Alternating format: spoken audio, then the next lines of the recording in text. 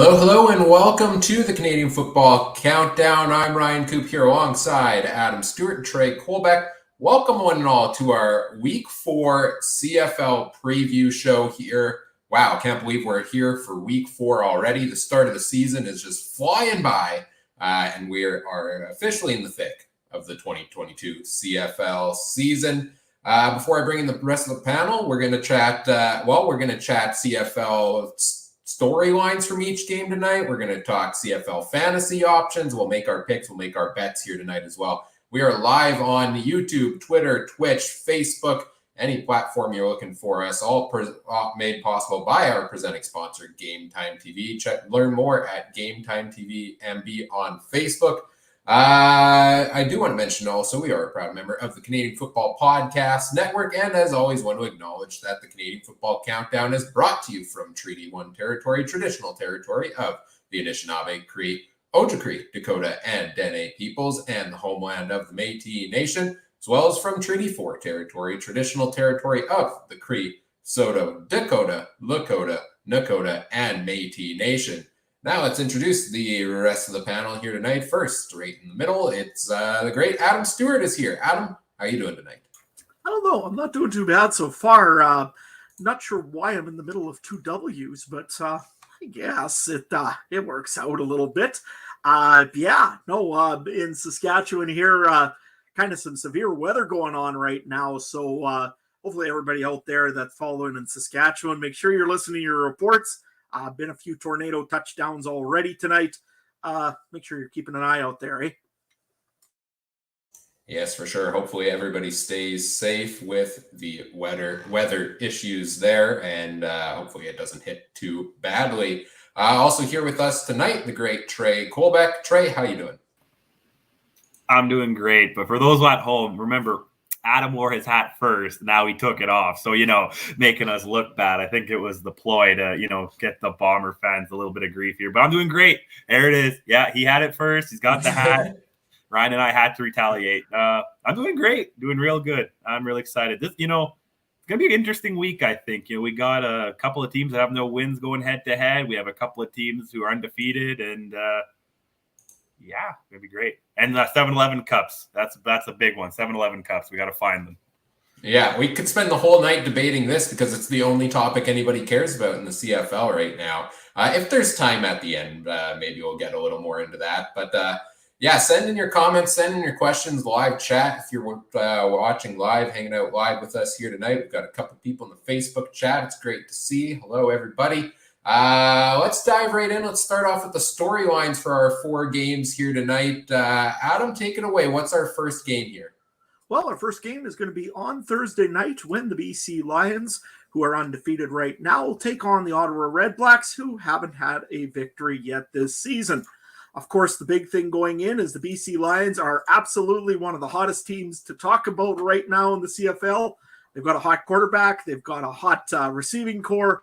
They actually, if you look at the stats out there, on defense, they're extremely hot as well. The most leading in 6 interceptions so far, only 233 yards a game, and just overall having a great year so far, guys. I guess the first question would be, are the BC Lions going to be able to keep this up? We just seen what happened to the Saskatchewan Roughriders crossing the country. Going out east into Montreal and not having a very good game. How much does this affect going into this week, guys, going into TD Place Stadium in Ottawa? Trey, you can go first. You know what? I think this is going to be an interesting game, and we'll talk about it later when we get to money lines. It's only a 2-point game according to the book, right? So, it could be another trap game like you said we saw last week. And I don't know what BC's injuries are going to look like. I haven't really saw any of that updates, but we saw how many guys left the game late or last weekend. I don't know. This could be Ottawa's game, and I wouldn't be surprised either way. I think I was more shocked last week at Montreal, Saskatchewan than I would be this week. I'm still not 100% sold. Oh, what's their comment? They think the Lions will play very well. I hope so. I really want to see Rourke, have 3 straight weeks and keep it going. Ryan, what about you?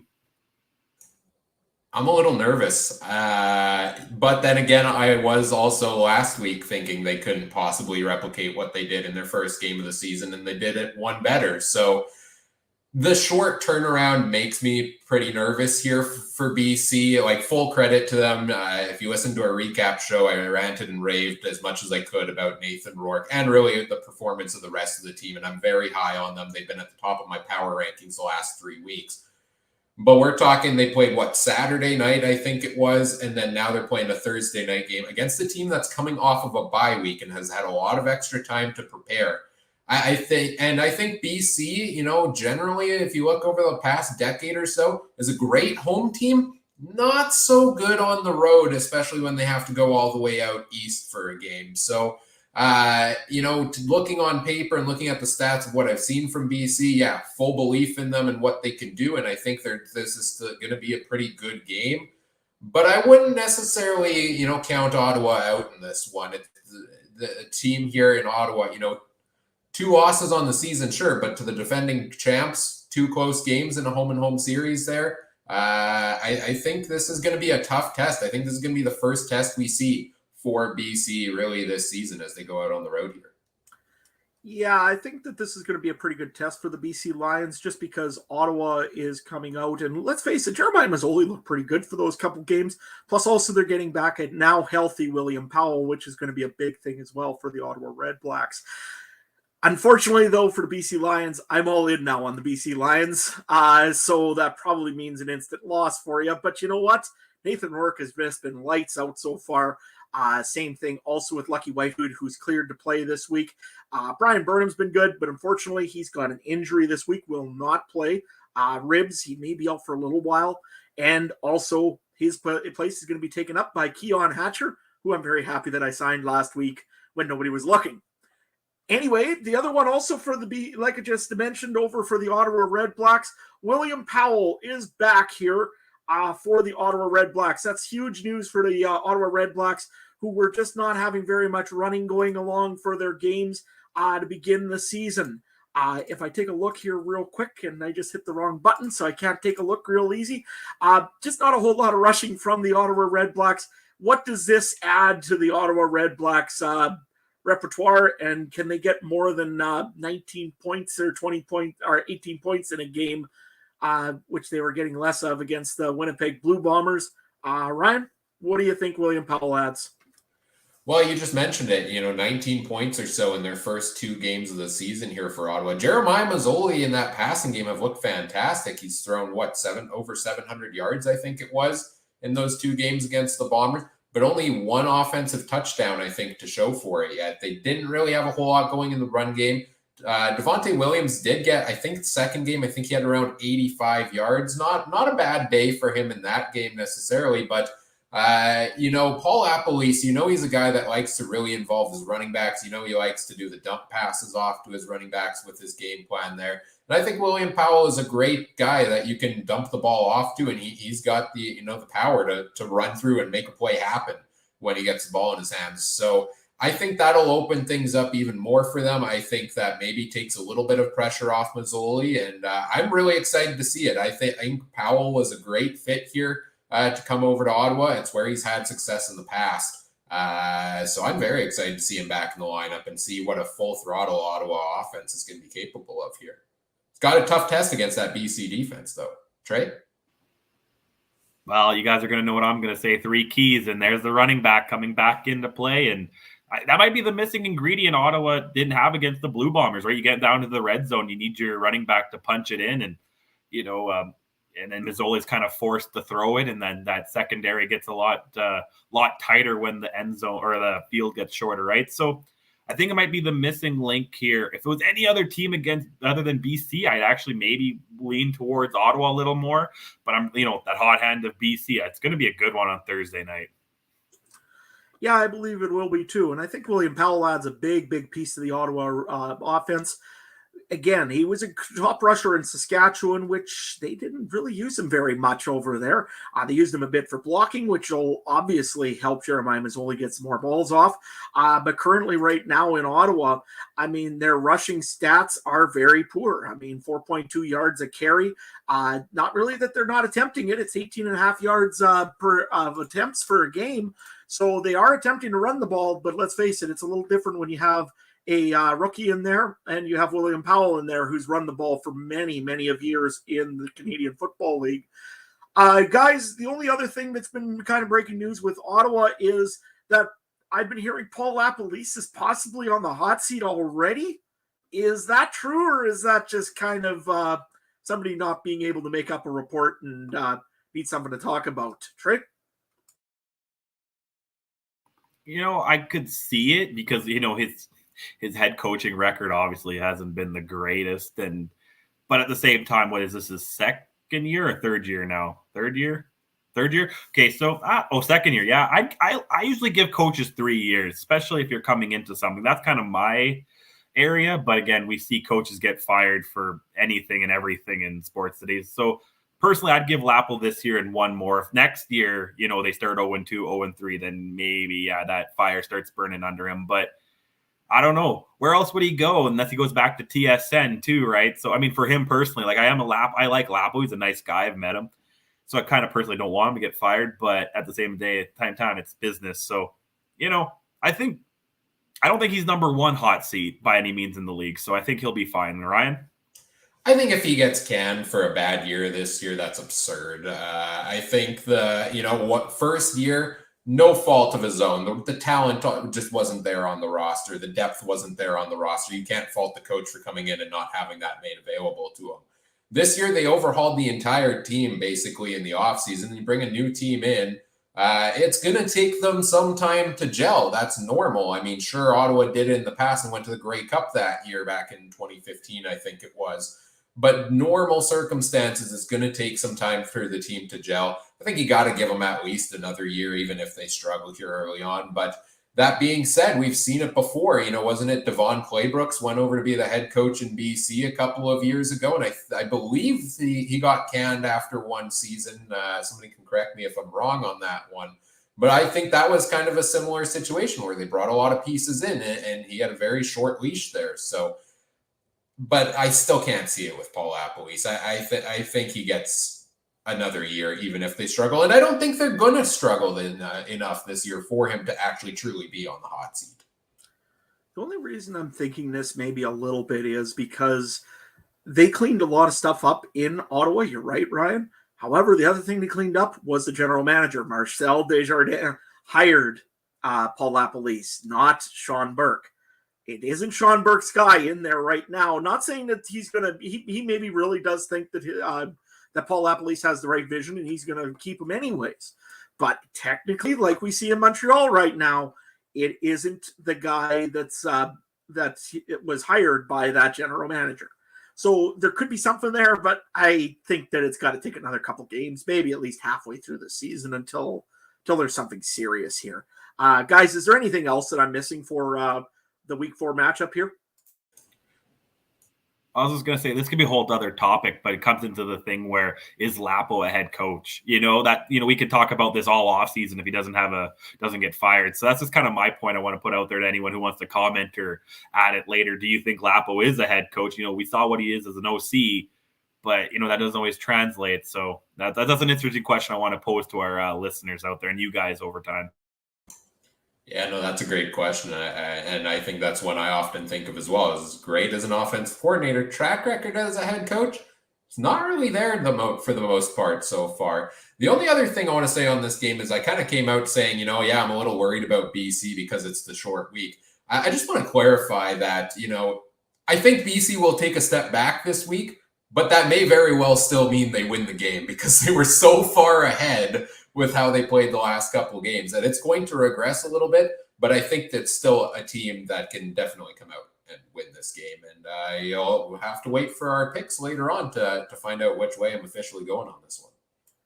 The other thing I'll just quickly bring up here is the defensive coordinator for the BC Lions. Let's face it, everybody's been talking offense for the last 2 weeks in BC.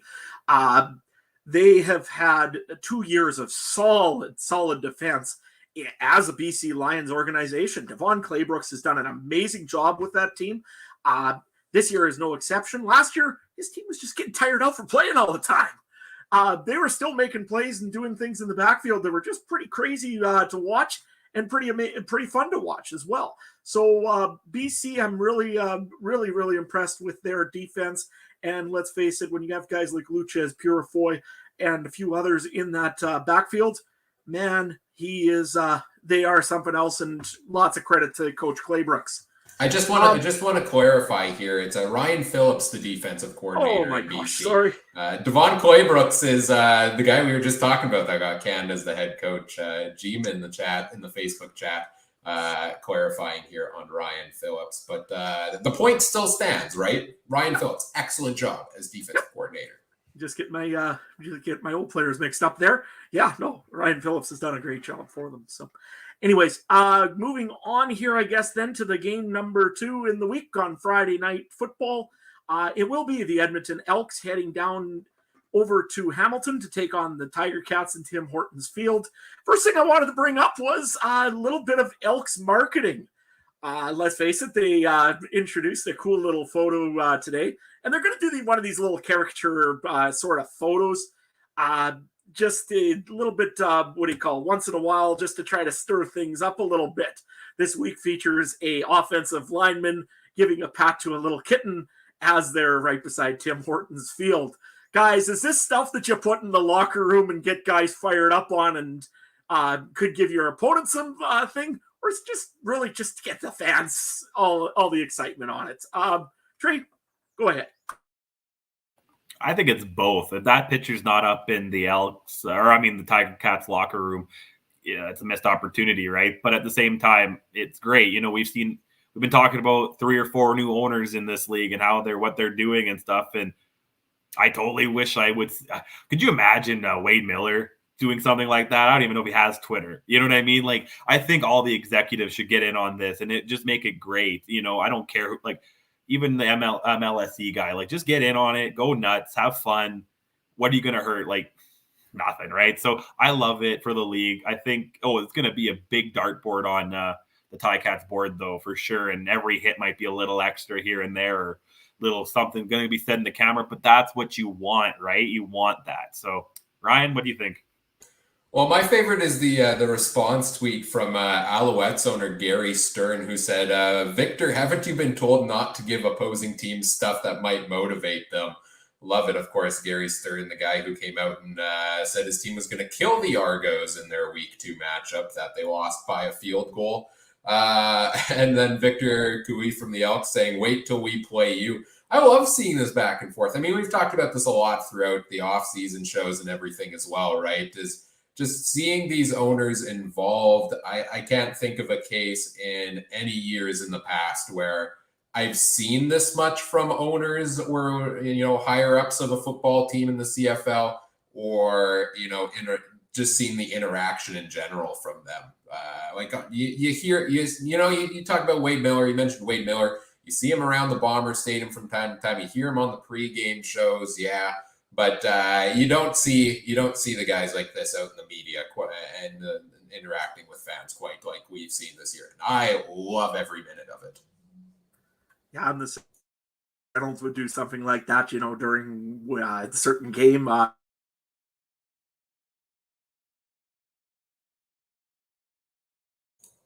I think we good there, guys. I'm just looking, things are bouncing around. There we go. Okay, perfect. Like I said, hopefully Craig Reynolds gets the same idea. I'm not holding my breath though. Anyway, going on here, the Hamilton Tiger Cats get a big piece back also on their offense. Looks like Don Jackson is good to go for the Hamilton Tiger Cats. Traditionally, though, this is not really a running team, but hey, having Don Jackson back, it can't hurt anything. Maybe if nothing else, another person in the backfield that you got to watch out for a little bit. What do the Tiger Cats have to do? I mean, they've got a big odds right now against them, for them, I should say, for a +6.5 or a -6.5. Is it that the Elks are not getting much respect in this game, or are the Ticats really a better team than 0-2? Ryan? What do you think? I think they are a better team than 0-2. I think their 0-2 is largely due to injuries thus far, or 0-3, right? At this point, I believe they're 0-3. They had that one that was almost made them 1-2, that game against Calgary that they just blew it in the second half there. But last week against Winnipeg, I take zero stock in that loss for Hamilton. They were missing 4 of their offensive linemen. You're not going to be successful in that case. They're getting some of them back this week. Offensive lineman Cooter Woodmansey is coming back from a knee injury. Brandon Revenberg, their top offensive lineman, was out due to illness last week. Seems like he's set to return. I believe they just made a trade with the Elks this week as well to bring in offensive lineman Colin Kelly, I think it was. I don't know if he will be ready to go in the lineup quite yet. But getting all these pieces back is going to do wonders for the Ticats offense. And getting Don Jackson back, I think, is huge as well, because that's, yeah, you said it. They've been missing one big thing on offense thus far, and it's been a run game. Sean Thomas Erlington had, 5 carries, I think it was, last week against Winnipeg for 30 yards. And ironically was, I think, named their offensive player of the game or something like that with that stat line. They need to be better and more consistent. And I think having those guys back from injury is going to do a ton for the Ticats here. Trey, what do you think?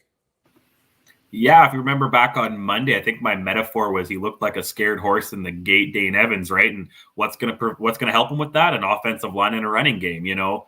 And like I said, he made a lot of good throws. I think against the Bombers for sure. He made some, I think, risky ones, but they worked out for the most part. The 2 interceptions last week, I really don't blame him for when you have Adam Bighill knocking the ball right out of your receiver's hands. You can't really do anything about that. So, yeah, I think. And I hate to say it in week 4, but this turns into almost a must win for Hamilton, because you go 0-4 and you lose to the Elks. Yeah, there's a lot of season left, but then that starts when, that might start where negativity gets in that locker room and stuff, and you don't want to lose that early. You're going to lose to the Elks of all teams who, have been just getting hit hard by every team they faced. Yeah, they were getting better, but they're still 0-3 as well, and number 9 on most people's power rankings, right? So, yeah, I hate to say it week 4, but must win starts creeping into your mind, I think, if you're Hamilton.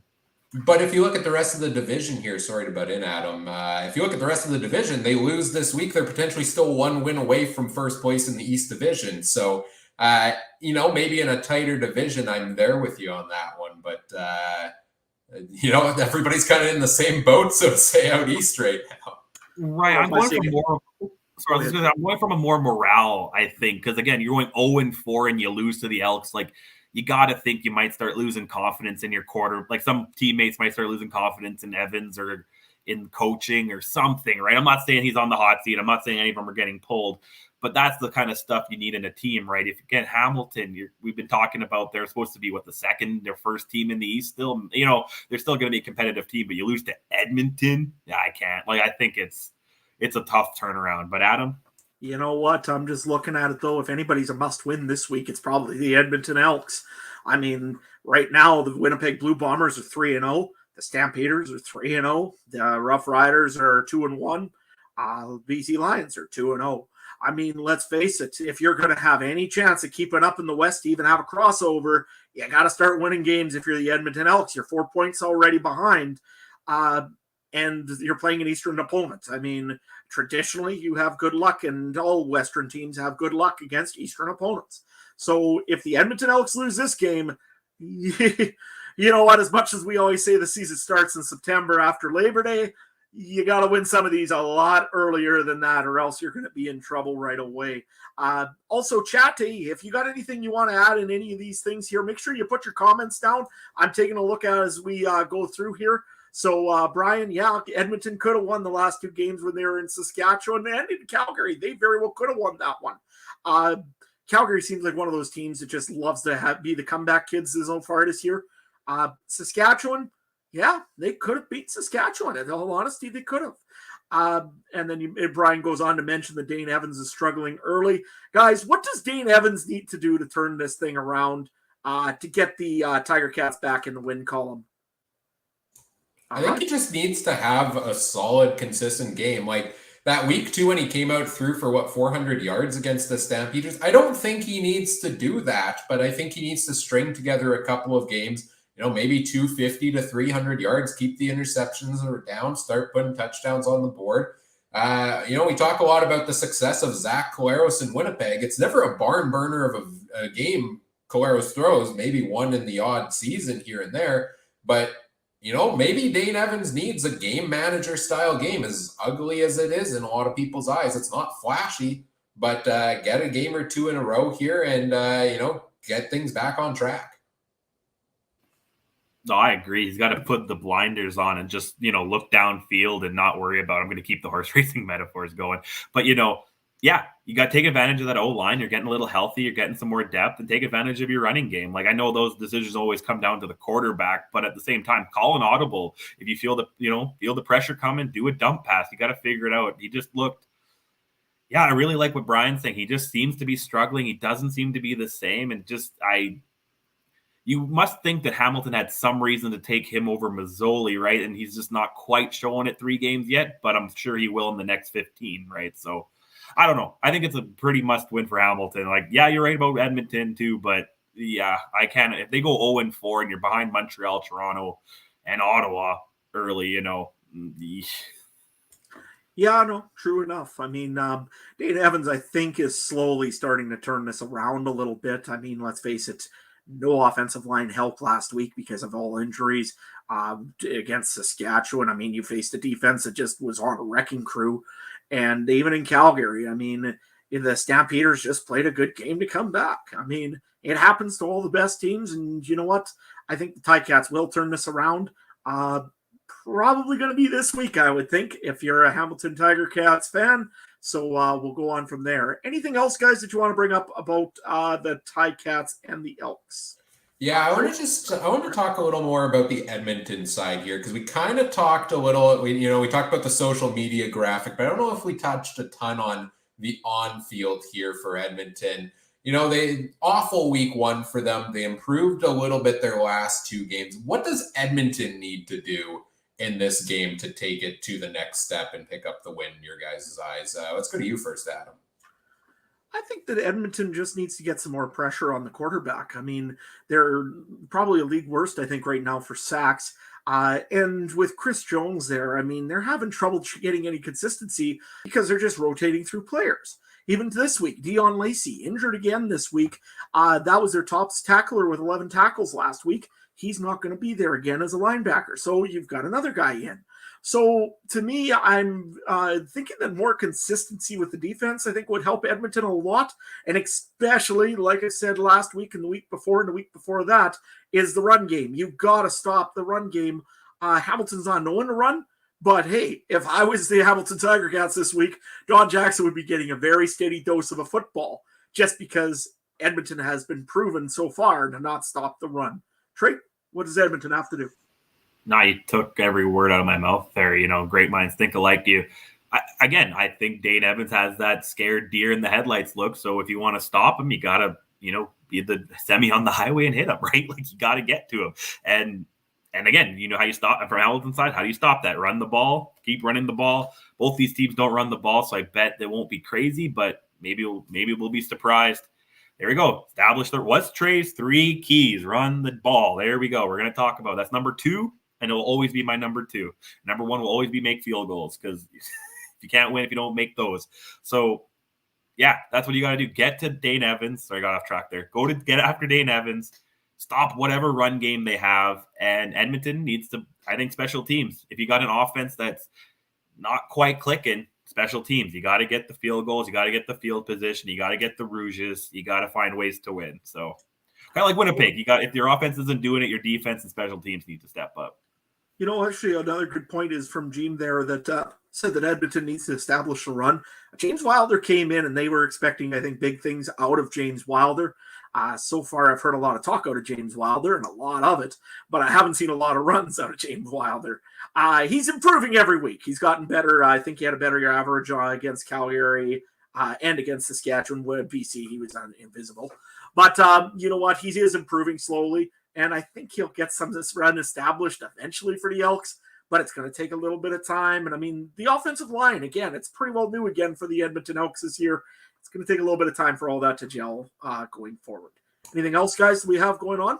Just some stats back up what you were talking about. So it's tied with Toronto for second last in the league in sacks, 4 sacks by the Elks defense. Ottawa only has 2, but Ottawa and Toronto have only played 2 games. So I would say Edmonton's pretty close to the bottom there. The Elks, the only team in the league without an interception. And this was something we saw last season as well. Through the first 8 games, I think they had 2 interceptions, and they were, I think even the first 6 games last year, they had none, which is insane if you talk about defensive play. So yeah, for all the talk of a Chris Jones defense, I think we need to see a little more defense out of them. Let's move on to the next one here, Adam. Absolutely. Next game is going to be on Saturday afternoon at 5 o'clock when the Montreal Alouettes face off once again against the Saskatchewan Roughriders for round 2 of the series here for the 2 teams. Last week, the Saskatchewan Roughriders, I think the big story I've been hearing all out of Riderville the whole week has been, oh my gosh, the sky is falling. Zach Evans is gone. Dan Clark is gone. Kyron Moore is not back for quite a while yet. And by the way, Micah Tights is, well, we're not even sure what's going on there. He's also on the 6-game list. Lots of injuries for the Roughriders. There's talk about a offensive lineman coming into Saskatchewan in the name of Brett Jones. If he does show up, that's a huge ad for the Roughriders. But this week is this week, and I don't think we're going to see that change happen. You're going to see pretty well the same offensive line, I think, that you've seen against the Montreal Alouettes with a few maybe minor changes. Guys, if you're looking at it right now, what do you do to replace Shaq Evans? Do you put all the pressure over on Duke Williams? Do you try to make a trade? What do you do to help this Roughriders team get some of that mojo back with their receiving core and their offense? Trey? Trade's interesting. I always find CFL trades really interesting because, who are you going to get? Maybe there's a 4th or 5th string guy another team's willing to give up, but are you really going to take a top guy from a team this early on? Probably not. So you're going to have to look internally, right? So not too sure how the deep depth is on Saskatchewan's receiving core, but next man up. Got to keep going, and I'm going to keep pounding it. Run the ball. You don't want to take pressure off your quarterback and receivers. You got a decent running back in Morrow. Just keep running it. Keep doing your thing. And again, I hate talking about must-win games. I'm going to talk about a second one. We talked about how tight the West is and everything. If Saskatchewan loses another one to Montreal, then they're in the crossover 4th spot, and that's not where Saskatchewan needs to be early on, especially when the season gets more heavy against West teams, So again, another big game. I think Saskatchewan needs to come out big, and Fajardo needs to do what he needs to do and get going. So, is there another injury popping up in our group chat? Maybe that's an interesting talk too. Yeah, I heard about this one a little earlier, and I was hoping maybe that there was going to be some more news on it earlier. Taron Vaughn did get hurt in practice today. So the Roughriders are down another offensive lineman. I would presume that this means probably Josiah St. John will be coming in for Taron Vaughn. But the Roughriders are in deep trouble on that offensive line before this game even starts. Ryan, what do you think the Roughriders need to do in this offense? Well, I don't know if I'd go the trade route, but necessarily. I mean, I'd like to see it. I want to see more trades in the CFL. Hey, trades have worked out pretty well for the Bombers the last couple of years down the stretch. Zach Collaros, Sergio Castillo, technically a trade. There's a couple good free agents still out there that I'm surprised aren't on CFL teams right now. Remember Ricky Collins Jr., 642 yards last year, 1,000-yard receiver in the past. He's still out there. Josh Huff of the Stampeders / Argos. He's still out there. Armonte Edwards, former 1,000-yard receiver. BJ Cunningham got cut earlier this year by Ottawa. So they're looking for veteran presence there in the receiving corps. It's available if they can make it work for the right price. And if those guys are interested in going over to the Riders there. But I think they've also got a lot of talent on the roster as well. We see guys step up. I think Keon Schaefer-Baker set for an even bigger workload role than he is now. Mitchell Picton kind of, has been testing the waters of the roster a little bit in a regularly used receiver. I think he could get some extra work in there as well. And then you go through the other options, Jacob Prawl, Justin McInnes, et cetera, for the Riders there at receiver. I think they'll be fine. Obviously, losing Shaq Evans is a big loss, but they went through most of their season last year without Shaq Evans and without Duke Williams, and now they have Duke Williams. So I'm not too concerned at wide receiver. The offensive line is the big worry for me, especially after how much we saw them struggle last week. I think Montreal put up 8 sacks on them, and they were desperately missing Dan Clark there at center. Now you've got the other injuries we've talked about too. Yeah, a little worried about that offensive line for Saskatchewan. I thought they'd step up last week, and they didn't do so. So I'm definitely, that's to me the biggest key, is to see a bounce back game from them. Give Cody Fajardo more time to make plays out there. No, I agree 100% with you, Ryan. I think it's mostly the offensive line that you have to worry about.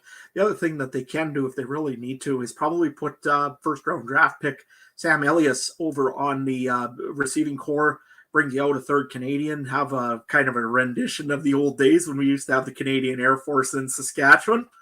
I like those, but I don't think it's quite there yet. But nevertheless, then you could also just add another American offensive lineman into the spot.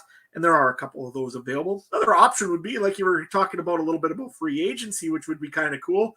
Paul McRoberts Jr. hasn't signed anywhere yet. And I was kind of high on him earlier in the year. I know Ryan's laughing about it because I was thinking that he was going to be a starter in Saskatchewan this year. And he ended up getting cut in the first round. I'll start the change.org petition on your behalf right now. Absolutely. Can we get it to 500 signatures?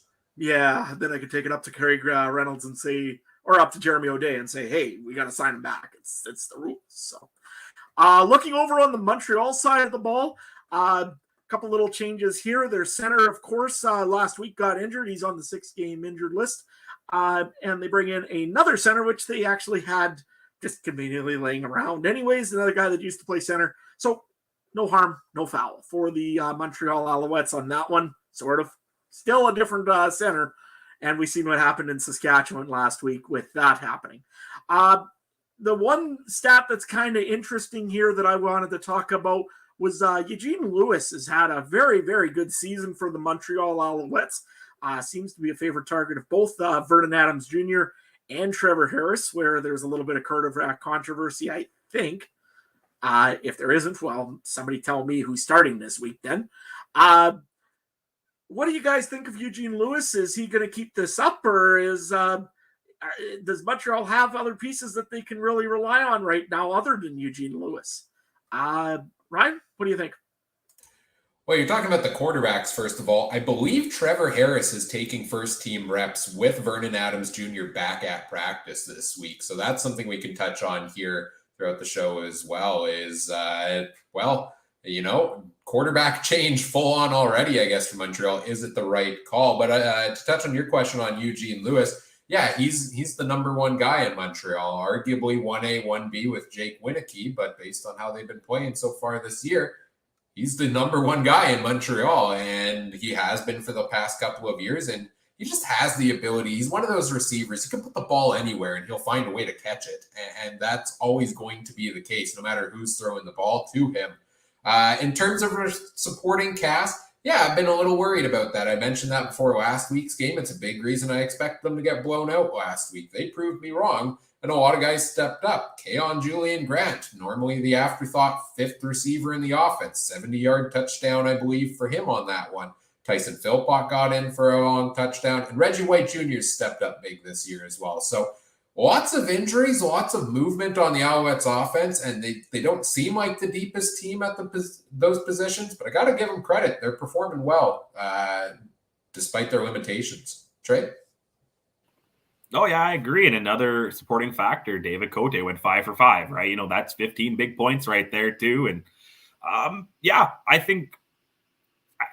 agree completely with Ryan has to say, and not much more to add. But my thing is, how do we look at Montreal if they do win this game? And, do we start thinking of them a little higher up? Yeah, I know Saskatchewan's got some injuries, but sweeping the Riders 2 straight weekends, that's, pretty big for for Montreal. That puts them in first tentatively. So, again, we're having big games early, and I love it. This season's been good, guys? And I think regardless of whoever quarterback is, you just got to make the plays. If it's Adams, he's got to, do his thing and use his feet a little bit, but make good throws. And if it's Harris, who seems to be the starter based off of practice, he's got to keep nickeling and diming it. And hopefully get the job done. And that too, if he goes 2-0 against the Riders, are you really going to pull him for Adams in 2 weeks' time?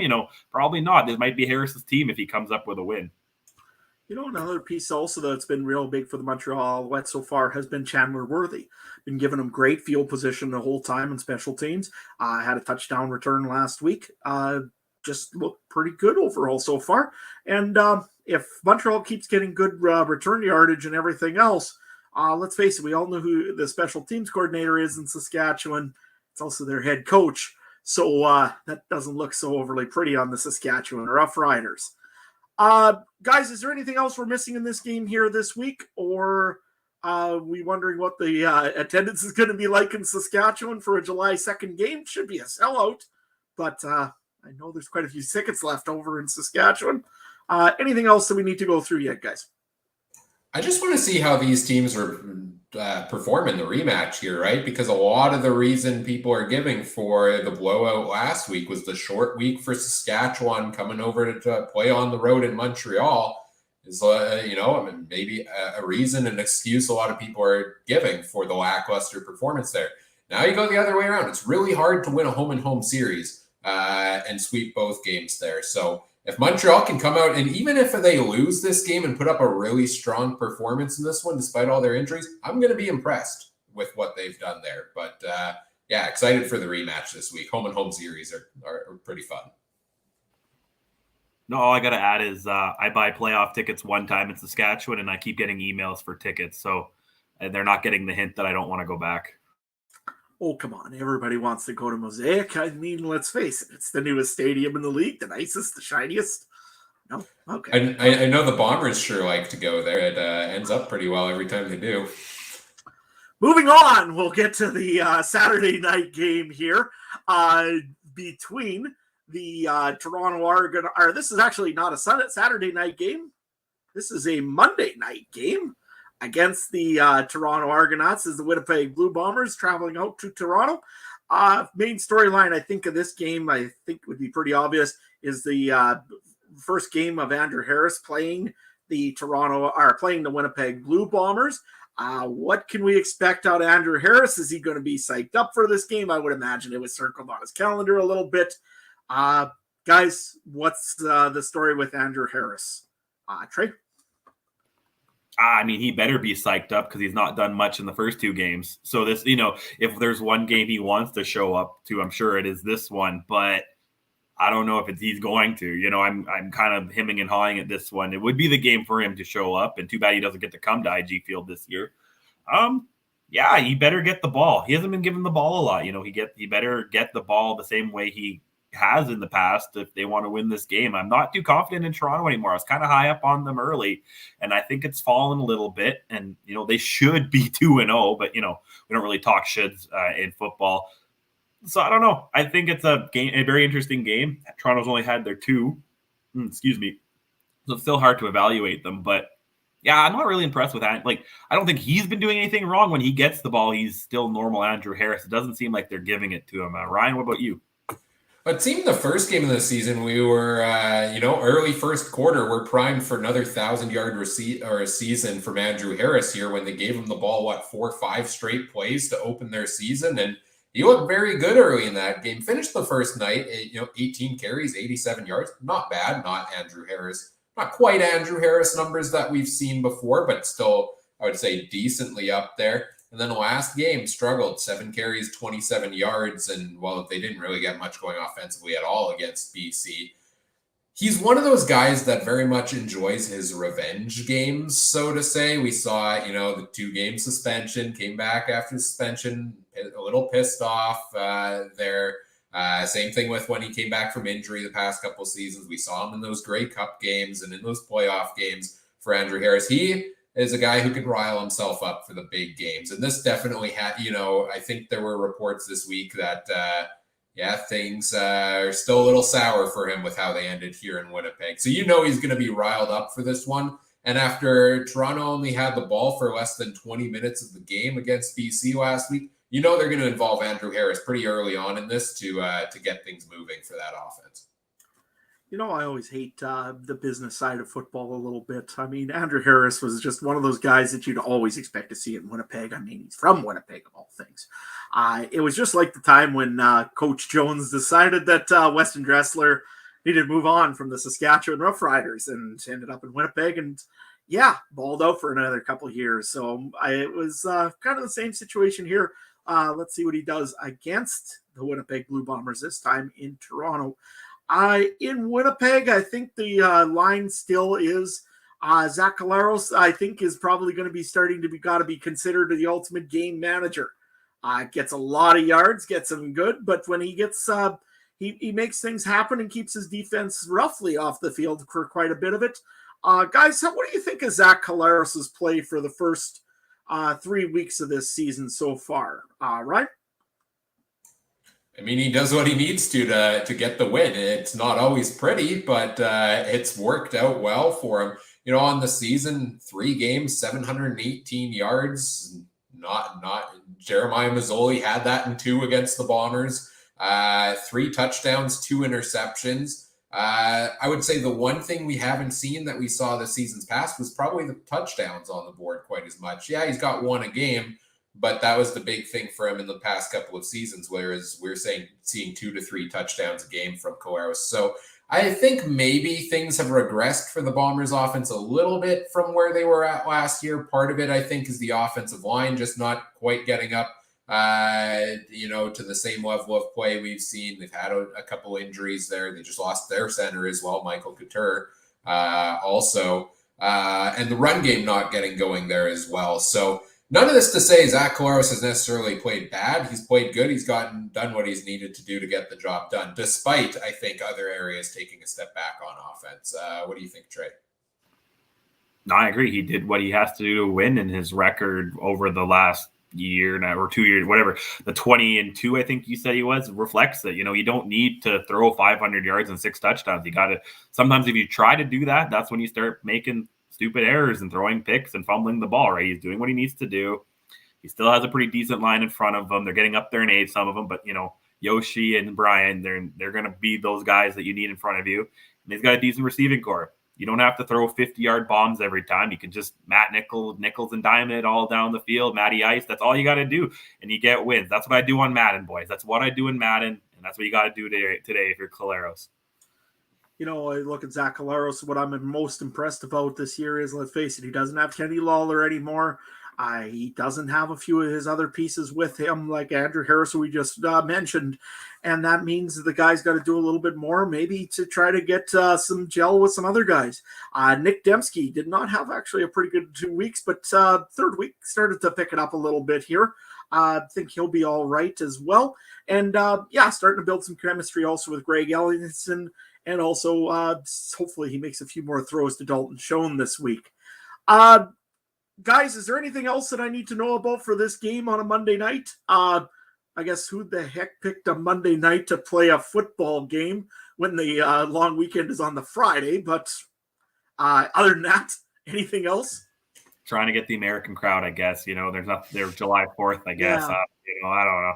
No, I don't know.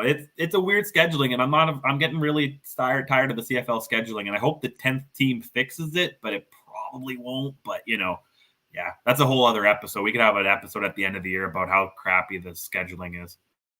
Yeah, it's so bizarre. I looked at it and I just had no idea, no explanation. I think you guys were maybe talking when we were chatting the other day about maybe it's scheduling for the field there in Toronto, but couldn't you, work the schedule in a way that if this isn't going to work, to put it on one of the 3 other days of the long weekend to, maybe not have the game happen in Toronto this week? But I know they have many scheduling difficulties. The Argos always have a weird one there. So we get some Monday Night Football, which will be a little interesting and makes fantasy a little bit weird this week because, we're at the point, there's a game Thursday night, got to start setting the rosters, pretty soon here. And we don't have any injury reports from this game yet because I don't know if the teams have fully started the practice weeks. So that will be a little bit interesting. How is Nick Dembski? Is he going to be ready to go by Monday? Well, we'll have to wait and see and plan accordingly around that. The other thing also that's really crazy about this is now a team like the Winnipeg Blue Bombers only got 5 days to turn it all around, go out to play BC on a Saturday night. And by the way, BC's a pretty good football team this year. Just not a fair schedule for no matter how you do this. Like Gene just said a few seconds ago, why don't we have games until September on Sunday nights or Sunday afternoons? I mean, let's face it, everybody's off at that time. The guys from America, if you're going to go with your thing there, Trey, is still, they're probably off on a Sunday, I would presume. So it just doesn't make any sense to me. And let's face it, the casual fan from the NFL that might tune in the CFL is probably looking for Sunday stuff until September, and then he goes over to the NFL. But if you give him some in September or in June, July, August, in this time right now on a Sunday, maybe he might just tune in and say, hey, maybe I'll tune in on Saturday or Friday now to watch the CFL. Anyways, anything else, guys, that we're missing for this game here? I think we're otherwise ready to move on to week. Brian? Yeah, McLeod Bethel Thompson got pulled late last game for Chad Kelly for the Argos. I mean, they lost 44-3, so maybe it's just, how much of it do you guys think was take him out to keep him safe, no injuries, get ready for Winnipeg next week? How much was it maybe looking for a spark? And kind of leading into the preview this week, what is the leash on McLeod Bethel Thompson? We know the Argos are high on Chad Kelly. He came in, won the backup job. They let Antonio Pipkin go. Let's say McLeod struggles here early against the Bombers. Are we seeing Chad Kelly come in, or are they riding this out? Trey, what do you think? It's a tough one. I think, you know what? I think that, again, the division's so tight, and this win would be huge for the Argos. We're talking about Hamilton maybe having a must-win and Ottawa being 0-2, so this kind of turns into a must-win for Toronto. So I don't know. It's a tough one. I kind of want to see. I don't completely blame him. I think they need to give the ball to Harris more, and that's not his fault. But, the coach making the decision, believe it's Blue-Eyed Dinwiddie there, right? He's going to – I don't know. That's a good question, and that's something I'm going to watch on Monday. Now, I never really took too much thought of it because I never really heard of this guy until you guys started mentioning him. So, hopefully maybe he is the next starter in Toronto. Adam? Yeah, Brian Young here is telling us that needs a quarterback change in Toronto. It's time. To me, it's not time yet. McLeod Bethel Thompson is still probably your number one guy. He got pulled in BC because, let's face it, it's 44-3 game, and you want your starting quarterback to get hurt. That being said, we need to see something happen this week, though, with McLeod Bethel Thompson. He's got the targets. He's got Brandon Banks in the backfield now, or in the field now for him. He's got a few other good pieces in that receiving core, like Hittens Jr. is in there. And you got Andrew Harris who can catch out of the backfield. So we got to see more out of McLeod Bethel Thompson. He can't be throwing errant picks for no reason. And he definitely needs to be working better to get to his receivers. Stand in the pocket if you have to, but you got to stand in there and take it, or make the pass when you got to make the pass. Either get it out quicker or do something. If he has a bad game this week, all bets are off. We'll start talking about Chad Kelly next week. But this week, it's still McLeod Bethel Thompson, in my opinion. I think with that, though, Ryan, it's time to move on to fantasy.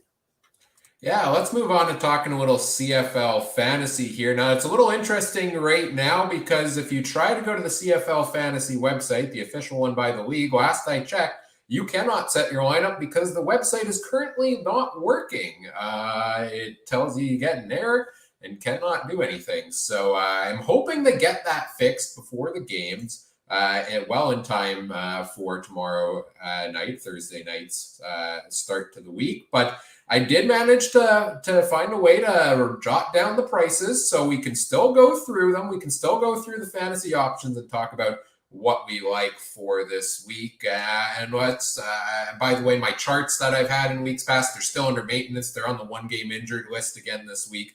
They should be healthy and ready to go, hopefully, for next week's preview. But let's talk quarterbacks here. CFL Fantasy this week, he's jumped right up to the top of the price list. Nathan Rourke is over $12,000, the most expensive quarterback in CFL Fantasy this week. Cody Fajardo comes in at $10,790. Mazzoli right behind him, about $10 cheaper. Trevor Harris right in at around 9,700. Seems like he might get the start here for Montreal. Collaros at 8,800. McLeod Bethel Thompson at around 8,200.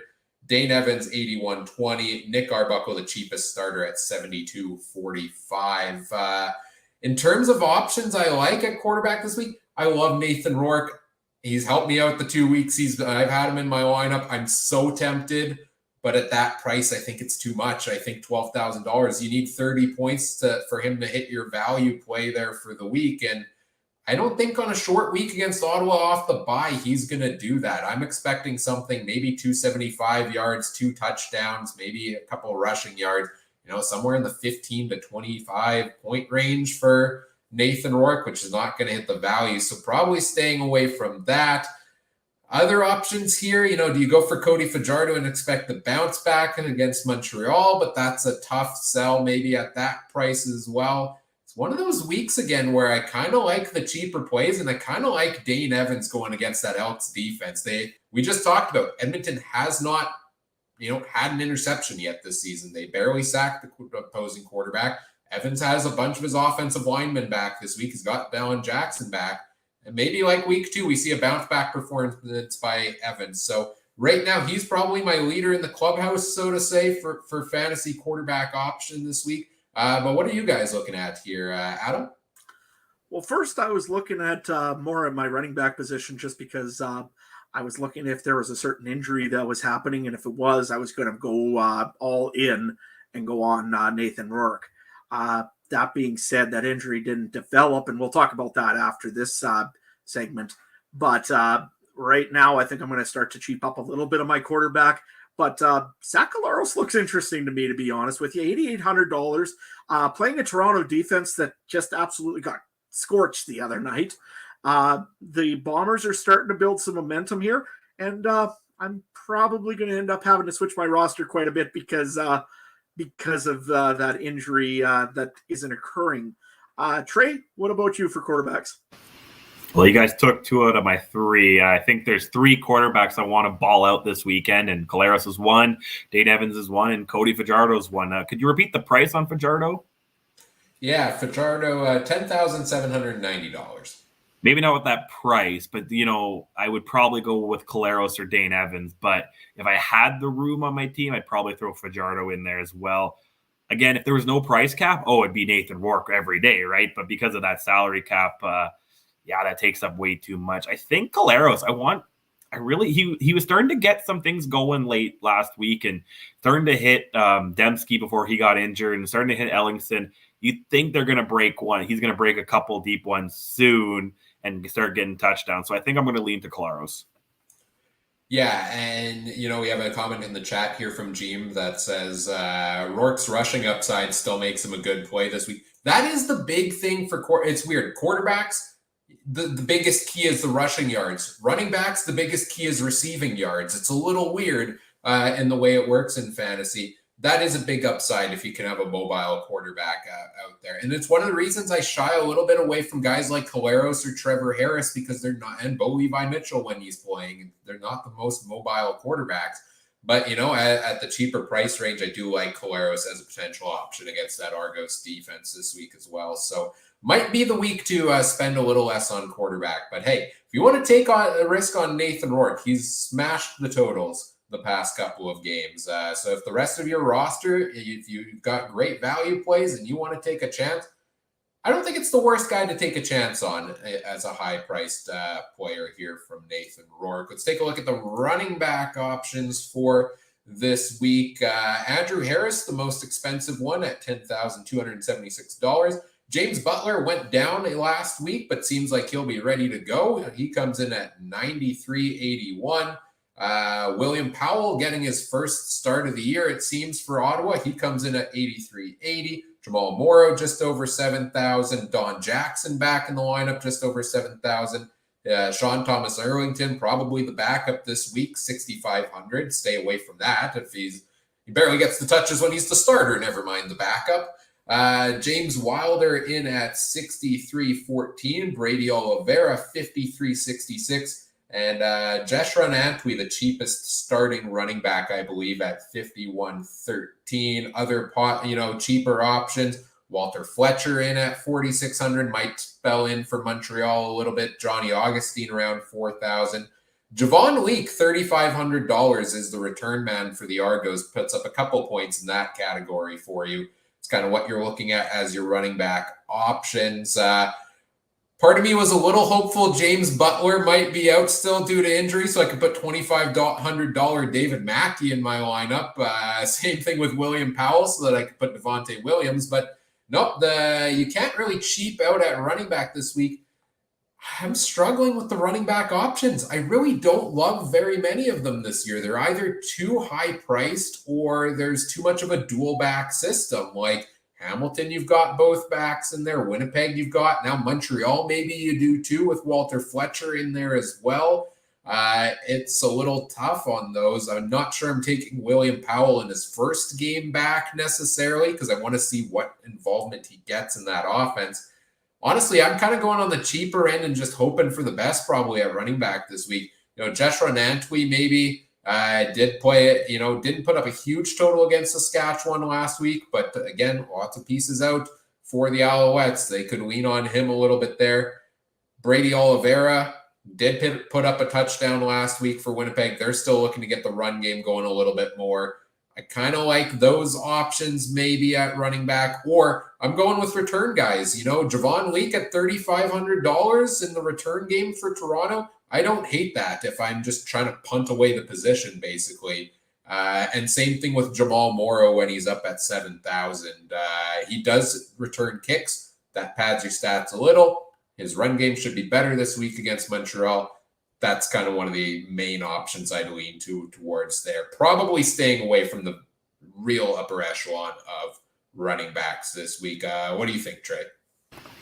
Oh, I was probably going to go with Jamal Morrow for sure. I think he's my number one guy on one league. And that second one, probably go to a cheap guy. Like you said, Antwi, maybe Wilder. I think that's Wilder was a little bit more expensive. But again, I like the cheaper guys for that second spot. I hate it because I don't have it up in front of me because usually I set my lineup while we talk about it. So now I can't do that. So I'm going to have to write all this down and remember it or rewatch the episode. So I think I'm going to go with Morrow. That's my number one guy. And then from there, just dig up one of those the lower price guys that you'd mentioned. Adam?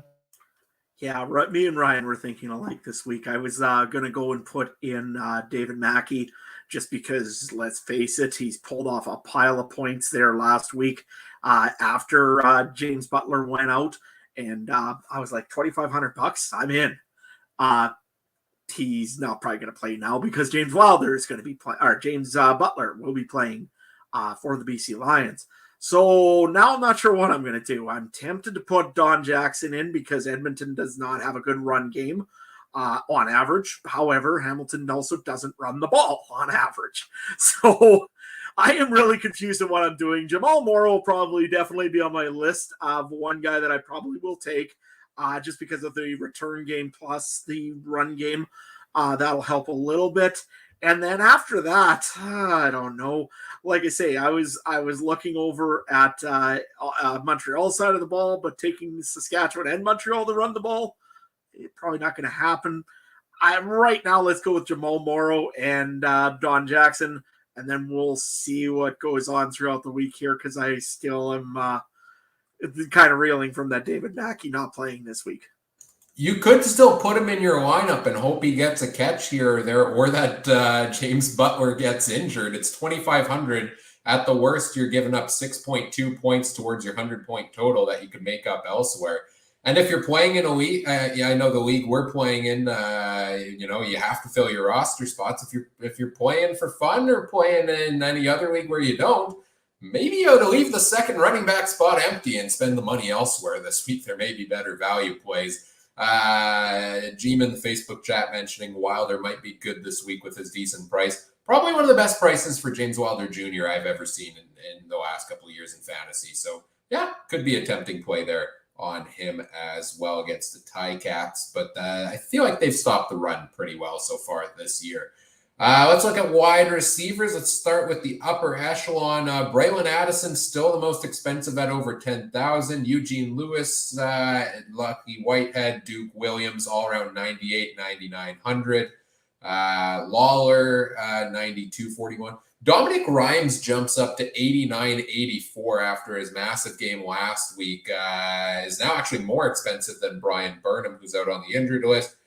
Greg Ellingson at 83.61. Tim White, 76.63. Jake Winicky around 7,500. Jalen Acklin at 71.66. Those are your receivers over the $7,000 mark if you're looking for a big name one this week.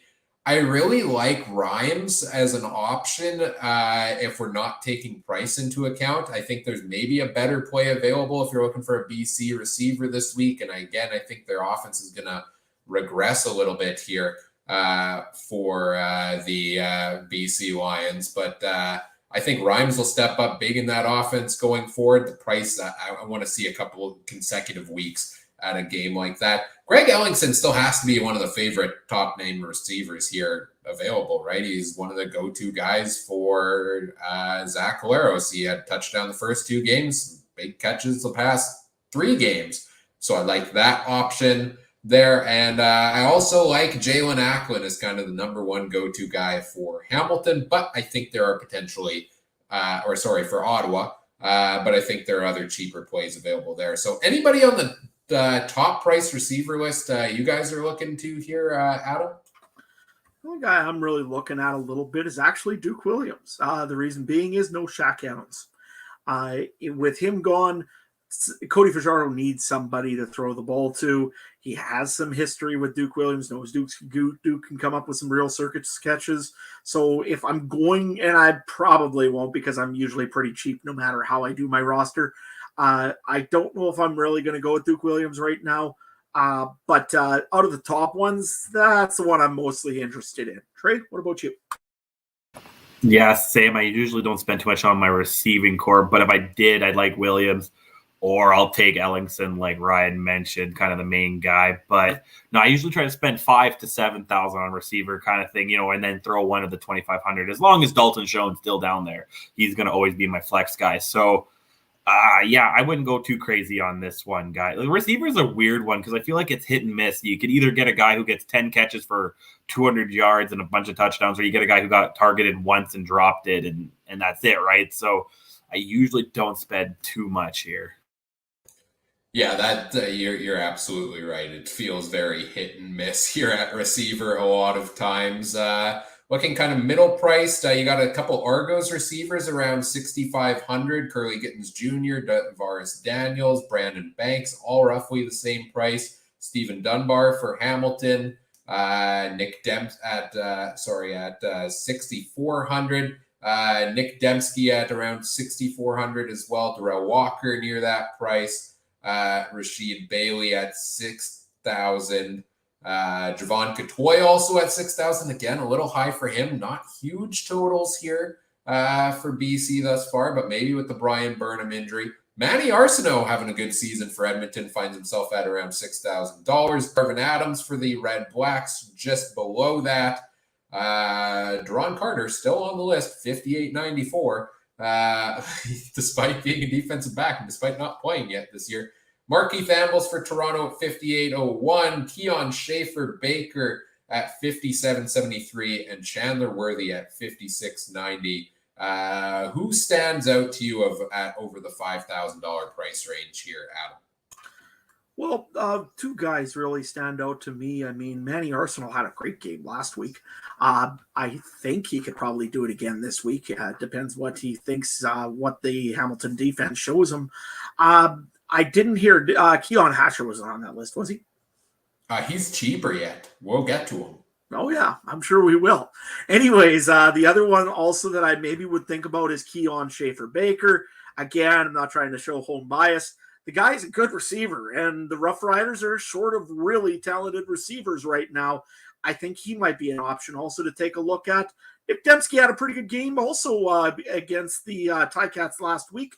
He's starting to improve, but is he going to be there? You got to wait a while to find out on that one, probably, if he's actually going to play even against Toronto. So that would maybe be a little more of a question mark for me. Trey, any of the mid guys you like? Sorry, guys, I had to take off there. I'm just going to defer to your guys' judgment on that one. Didn't really hear you guys talked about, but again, probably this is my price range here, the 5,000 to 7,000. So if Dembski's in there, like I said, I liked how he started to play before he was injured, and hopefully he's playing. And like I said, my number one receiver on my team isn't coming up yet, I don't think. So we'll talk about him next. Yeah, in the middle price there, Schaefer Baker stands out to me with the injury to Shaq Evans at 57.73. A lot of these guys, like I mentioned, 3-4 Toronto guys around the same price. Winnipeg has a lot of receivers around $6,000.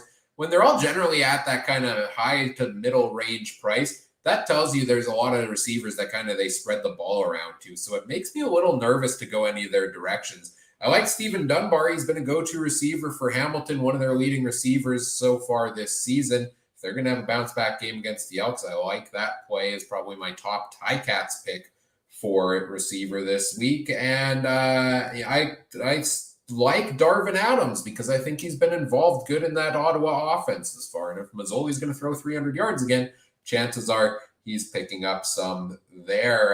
Looking at the rest of the field at wide receiver, Shaq Johnson at $4,627, Nate Bahar $4,300-ish. Reggie White Jr. from Montreal, $4,000. Keon Hatcher, there he is, Adam, $39.26 is the price on him. Skipping through a couple other options because there are so many here. Mitchell Picton, maybe a bit more of a role in Saskatchewan's offense at $36.63. And then scrolling down to some of the cheaper plays here. Dalton Schoen, still $2,500, Trey. Chances are he'll end up in a good number of rosters this week. And Justin Hardy, also $2,500 for the Ottawa Redblacks. Name doesn't get enough credit. I believe he's the most targeted receiver in that Redblacks offense so far this season. So if you're looking for a cheap play there, may be available to you as well. Edmonton Elks backup quarterback Kyle Oxley is available at wide receiver for $2,500 because Chris Jones. Cam Phillips, another starter for Toronto, $2,500. So yeah, there are some cheaper plays available here at receiver. Jim in the Facebook chat says Hatcher is a smash again, moving into Burnham's spot. I agree. My one concern is Hatcher moving into a different position on the field, right? How's that going to affect his production? But the price is probably still low enough that I'm going to take the chance on it anyways, given how successful BC's offense has been. I also like Mitchell Picton taking on more of a role for Saskatchewan. And like I said, Dalton Schoen and Justin Hardy are my real cheap intriguing plays there. Trey, I know Dalton Schoen's your guy here. Anybody else in this price range that you like? Oh, my receiving core is going to be Schoen, Hatcher, and Picton. I can tell you that right now. And then all those savings are going to go to my running back or defense or quarterback or something, right? So that's probably my receiving core. Could you spend cheap on those three guys? They're probably going to pick up some decent catches, you would hope, especially with those injuries that Saskatchewan and BC has. And Schoen's been a pretty good guy up until last week. He's been one of the main targets. So I think those are three really safe bets you can have right there, Adam. Yeah, no, I think I'm going to definitely go with Keon Hatcher. I mean, the guy's moving into a position in which the quarterback loves to throw to. So if that's the case, I mean, you got to take the guy that's into now a starting role in a prime position to make a good catch. So Keon Hatcher's definitely on my list. If you take a look at Mitch Picton, I think he probably will be a guy that I'll probably think about for sure. Another guy, though, that I'm looking at on Saskatchewan's team is Jacob Prohl.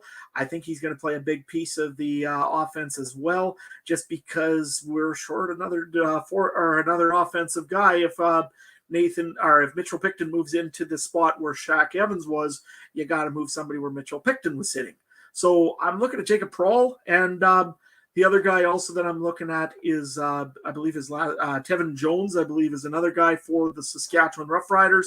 Again, $2,500. It sounds like in practice he might be even the guy just to take Shaq Evans' spot and not really fill any spot because he's an American.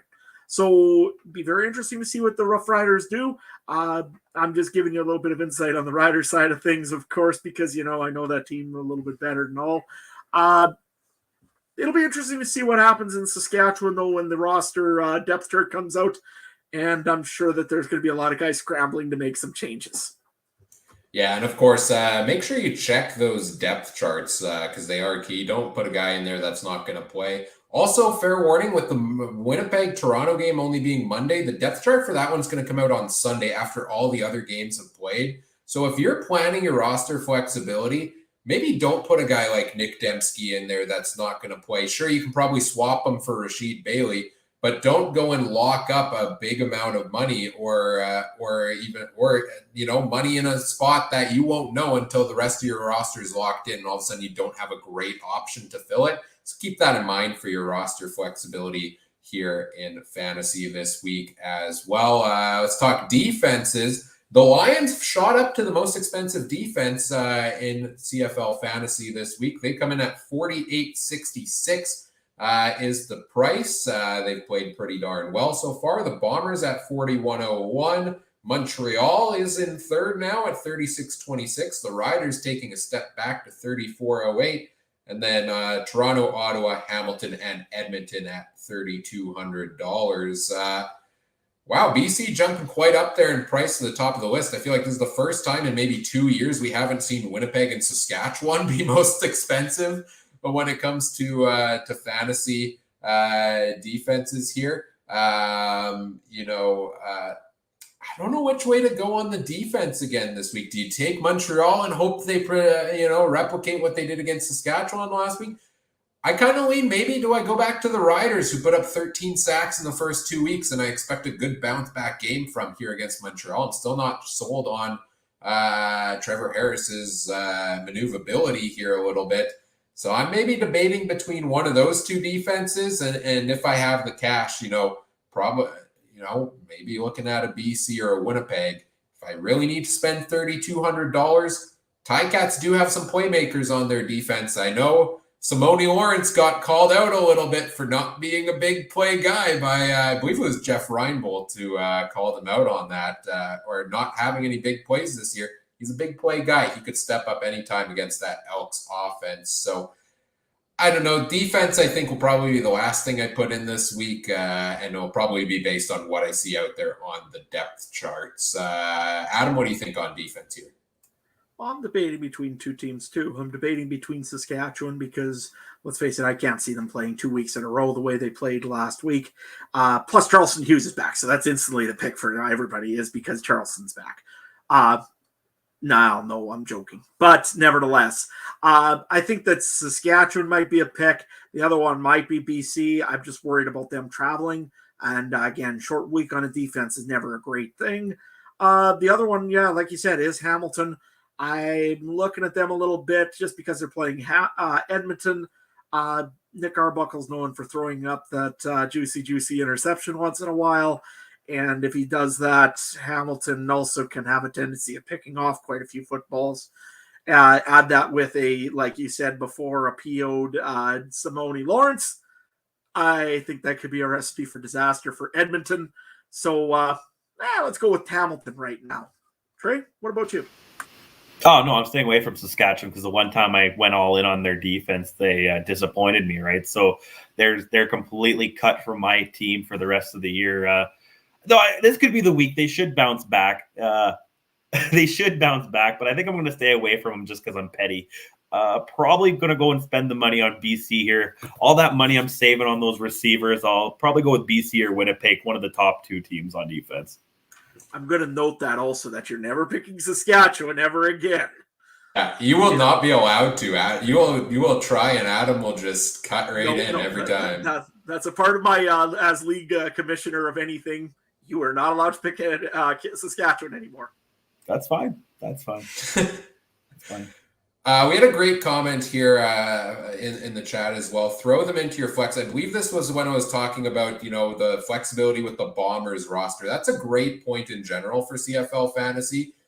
When I'm looking at the guys I want in my roster, the receiver that plays the latest in the week is always the one I put in the flex because that lets me change it last minute for a running back to fit in that position potentially as well. It gives you a little more flexibility if you need there. So make sure you check those depth charts as well. That's a big key for fantasy. And best of luck to you all in CFL Fantasy this week. In our Canadian Football Podcast Fantasy League, this week, we do have matchups again. I'm facing Zach Schnitzer from Bonfire Sports, a little Winnipeg on Winnipeg matchup there. Looking to improve to 4-0 myself on the season. Adam, you've got Ryan from Horseman Radio in the unique position this year of facing him when the Stampeders are on a bye week. So it remains to be seen what he's going to pull with his roster this time around. So does that mean I instantly get a bye, or? I think so. No, we'll see how that plays out. Looking to improve to 3-1, and Trey, you looking to improve to 2-2. You're facing Oz Davis from the Rouge, White, and Blue podcast. So best of luck to all of us this week in our season-long fantasy league. We had a number of transactions this week. Adam moved Shaq Evans to the injured list. Also dropped Eric Rogers and added Mitchell Picton. You talked about what you like from him. Swapped out your Edmonton defense for the Ottawa defense, the one that was available. Mike added Jeshurun Antwi to his roster. He had an empty spot because William Stanback is on his injured list. Moved Brian Burnham to the injured list. And we had a little bidding war for Dominic Rhymes at receiver between Adam and Mike. Mike bid $1 extra in our little fake waiver wire money here. So Dominic Rhymes going over to Team Mike. Let's move on to the picks and the bets to end off the show here. Take it away, Trey. All right. I have to say, these were some really interesting lines. So we're going to start the Thursday nighter, BC in Ottawa. BC is only favored by 2. That's crazy talk. BC is going to win by 2. That's who I'm taking. Let's start with Adam. What do you think of the Thursday nighter? You know what? The reason I'm even hesitating to not take BC in this is because of what happened last week against the Rough Riders and the Alouettes. I mean, let's face it, traveling across the country is never fun and on a short week and everything else. But you know what? It's BC Lions, and they've been just so hot lately. Yeah, I got to go with the BC Lions on this one to cover. Oh, I'm going to be different on this one. I'm going with the Ottawa Red Blacks, and I looked at the CFL Pick'em. I think only 20% or so of people have picked the Red Blacks to win. And I'm taking Ottawa to win this one. That short week against the team off the bye, heading out to the East. I teed it up at the top of the show here. I'm nervous for BC in this one. And, the margins here, I think Ottawa can win, by enough here that, I'm taking the Red Blacks to win a close game here, but coming out far enough ahead to take the win for me here for Ottawa to get their first win of the year. So the Trey, that means that he's the Admiral Akbar of the team.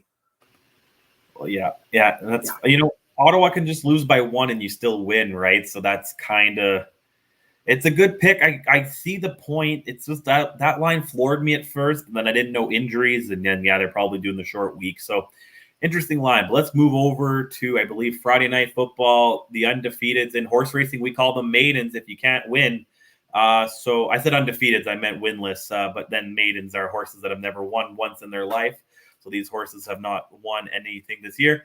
6.5 favorite Hamilton in the Timbit box there in Old World. Ivor Wynn was. I'm going to take Hamilton. I'm going to say they're going to win by a touchdown. And like I said, I'm hoping Dane Evans isn't that spooked horse back there and he's going to make some big throws. And I just don't have faith in Edmonton. Yeah, they're getting a little better, but they're still losing by a touchdown to 10 points a game. So I'm going Hamilton. So let's kick off with Ryan. Yeah, originally, making the straight up picks, I was actually going to go Edmonton's direction this week because I think they have been getting better. But then I see Hamilton's getting those offensive linemen back. They're getting Don Jackson back. So, straight up pick, I lean towards the Ticats here. The point line is messing with me a little bit because I think this could be a close enough game. But yeah, I think I'm going to agree with you here. I'm going to go with the Ticats I think they're just going to pass the line here, win by 7 on this one. I think Don Jackson will be a big part of that. And Dane Evans, on again, off again, bounce back week here for him. as the Ticats improve at home to pick up their first win of the year. Adam? If this game was in Edmonton, I probably would take the Elks right now, but this game is in the donut hole in Hamilton. It's a game that they want to prove in front of their home fans that they're a team that is still in this and can be in this. Hamilton, my opinion right now, is going to win this game by a lot. Just because I think that this is going to be one of those that Hamilton wants to put their foot on the throat of their opponent and win this. So to me, it's going to be Hamilton and by even more than 6.5. And then, so congratulations, Edmonton, you're going to get your first win of the week. Yeah, I was going to say, do not go and say a team's going to win by a lot on this podcast. It doesn't work out that way. Look at Saskatchewan last week when I said they would win by 17. So, well, we'll see how it plays out. What's next one on the board here, Trey? Saturday night, Montreal Alouettes go into that's Saskatchewan. Sorry, I'm stuttering there. 4.5. Saskatchewan's favored at home. I'm going to take Saskatchewan. I don't think they're going to lose back-to-back, and I think they're going to run the ball down Montreal's throat. And Fajardo, I think his oblique's a lot better than it was last year, so I think he's going to throw for good amount of yardage. 4.5. I think they could easily win by a touchdown here. So we're going to go to Adam here. Well, you're going to pick the Riders, right? Well, I actually think that the Riders are probably going to win this game, I think. However, I think it's going to be it's going to be a pretty good game here overall. It's going to be one of those games that goes back and forth and back and forth. It's going to be a repeat of July 2010, in my opinion, I hope, because, man, that was a fun game to watch in Saskatchewan. And it's going to end up with Brett Lowther jumping into Pill Country and in a 3-point game. So I'm going to say Montreal covers, but Saskatchewan is going to win this game. Right? I'm taking Saskatchewan here as well. Like Trey said, home and home series, bounce back game. I think that I'm expecting a lot better effort from Saskatchewan. Montreal impressed me despite the injuries last time around. That they came out and put a monstrous performance out there. I just don't think they can replicate it 2 weeks in a row. And I think Saskatchewan overall is still the better team. So I will take the Riders here with this pick. Awesome, guys. Now we're going to go to Monday Night Football on NBC. No, on TSN, sorry. Is Winnipeg going into Toronto? The game, I guess, TFC gets the Saturday game, so that's okay. 5-point favorite on the road team, Winnipeg. I'm going to take the Bombers. And this was my toughest one because I do hesitate on the Andrew Harris revenge game. And is he going to take over? I think he's going to have a lot of yards. I just don't think the Argos have the same talent around him that he had in Winnipeg. So, to kind of complement it. So I'm going to go with the Bombers. Yeah, that's my pick. I'm going to stick there. I remember we can change half an hour before kickoff. That's the new rule that got implemented on our fantasy. I had to extend my office hours. The secretary might have to work some overtime, but that's okay. So Winnipeg -5. Let's go, Ryan. Yeah, when Winnipeg plays Toronto, I feel like it's a weird game sometimes. We had one a couple of years ago where the Bombers were way ahead. Toronto came back all of a sudden to win. We had last year, their only meaningful loss of the season was a real dud in week 3 against Toronto. So it makes me a little bit skeptical maybe, but I think the Bombers are the better team. I think their defense found, the next step again that we expected them to last week against Hamilton. And I think they'll probably find that again this week. And, as much as Andrew Harris is going to be up for this game, I think maybe the Bombers defense will be a little excited to smack Andrew Harris around a little bit in the rivalry and, not have them go and have a monstrous performance against them. So I think it will be a good game. I think these are two good teams. We don't know a whole lot on Toronto right now, but I will take Winnipeg here with my pick. Adam? If Toronto didn't burn me by 30-some points last week, maybe I would have thought about the Argonauts. But you know what? With Andrew Harris coming back, I think that he's going to have a good game. However, I think Winnipeg's going to have a better game. I think that Willie Jefferson, I can't wait to get his hands on Andrew Harris a little bit to remind him that, hey, we're still the Grey Cup champions and now you're not here. So to me, I think that the Winnipeg Blue Bombers are probably going to win this by over 5, which means I've picked the Bombers and not the Rough Riders, and I've forever ashamed of myself, and I can't believe that there's not pitchforks coming at me yet from Saskatchewan. Well, if there weren't before when you took the hat off, there are now. So,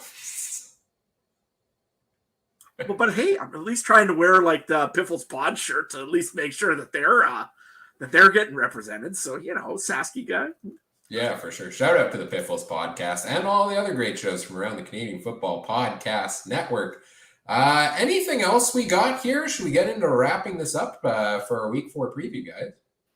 No, I'll just mention real quick that for people betting, Adam and I are 7-5. We're tied for first right now. Ryan's not too far behind at 500, 6-6. So you do make money if you're listening to us. But remember, picking the spread's not easy. I see a lot of people tweeting on Twitter, I picked all 12 winners. Well, pick the spread. Try that a little bit. So, yeah, just remember, if you are betting, don't bet the farm or the house or a college fund. So, yeah, play responsibly. And also, you could bet the Slurpee Cups, though. If you do want to bet anything, bet the Slurpee Cups. Yeah, if anybody finds any of those, so if you've been living under a rock or don't have social media, 7-Eleven has introduced new CFL Slurpee Cups, and apparently they're very difficult to find, and Twitter is in a storm, maybe even more so than the time we all argued over butter tarts and whether or not they should have raisins. Always something with CFL Twitter. It's a lot of fun. I want to see those Slurpee Cups. They look cool. So if you find one at your local 7-Eleven, send us a picture of it. We want to see them all. Let's get into wrapping things up here for today. Then I will pull this up on the screen. There we go. Looking at what's here to come on the podcast. Next Monday, we'll have our Week 4 recap. Note the time difference, though, on this one compared to normal, because the Bombers and Argos do play. I believe 6:30 Winnipeg time is the kickoff on that one. We expect the game to end around 9:30, and we'll have our Week 4 recap kicking off late that night, 10 p.m. Winnipeg time, 9 p.m. Saskatchewan, other time zones accordingly. We'll recap all 4 games from this week, give our players of the week and our power rankings as well. Might be a little difficult to get everything together for that last minute if the game's still going right before it, but we'll make it work.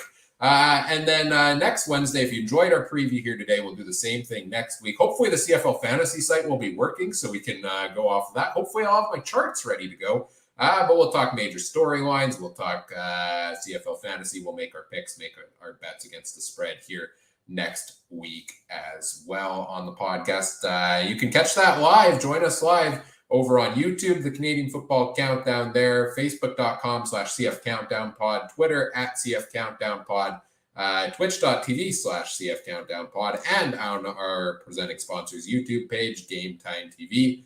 Shout out to our presenting sponsor. Join us live. We've had a lot of great interaction in the chat here tonight. It's been a lot of fun. Really loving doing all of these shows each and every week with all of you and everybody who hangs out with us here. As we get ready to wrap things up, anything you guys got to plug, and anything, where can people find you on social media? Trey, let's start with you. Yeah, you can find me at Twitter @TreyMBHarness. Yeah, if you think I'm annoying now on horse racing stuff, my season starts this weekend, so I'm going to get even more annoying on horse racing stuff. So if you want to learn anything about harness racing and Manitoba harness racing, follow me there. People in Winnipeg, come to the Red River X starting July 23rd. That's racing every Saturday, 2 p.m. there. I'll have the call and I'll have all your picks. If you want to make more money than we make you here on the podcast, come check me out, and it should be a blast. I was just at the track today. It's got a beautiful pond in the middle. It looks real nice. Oh, it's a great time if you want to spend some Saturdays outdoors. But yeah, at Trey MB Harness. Adam?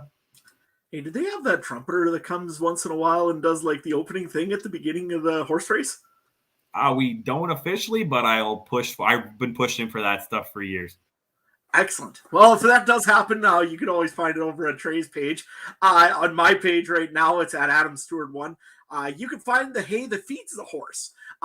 Probably there'll be lots of haying pictures coming up pretty soon.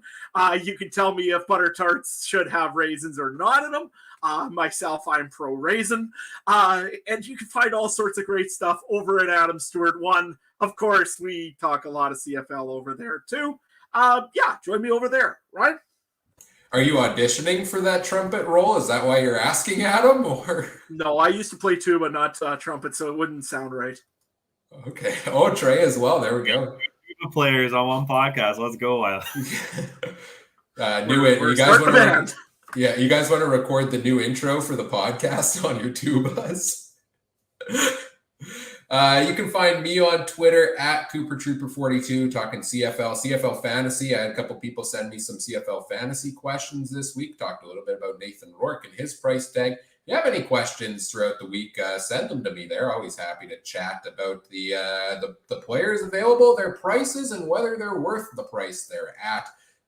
You can find me on Twitter at CooperTrooper42. I already mentioned you can find the podcast at CF Countdown Pod there, and on Facebook.com/CF Countdown Pod as well. Whatever podcast platform you're listening on, we always appreciate if you do all the fun things such as like, comment, subscribe, rate, review, share the show with your friends. Help us grow the show. And on behalf of our panel here tonight, Adam Stewart, Trey Colbeck, I'm Ryan Coop saying thank you for listening.